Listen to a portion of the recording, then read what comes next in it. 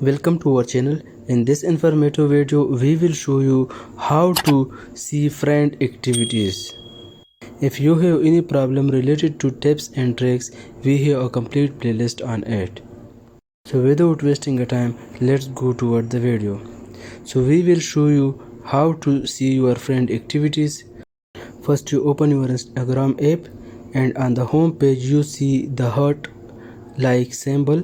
Click on it. In this setup you see the complete activities related to your friends, that is you see that who like your page, who follow you, and similarly all the activities are available in this section.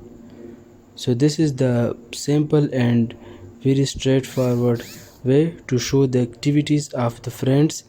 If this video is informative for you, please subscribe our channel and like the video. Thanks for watching.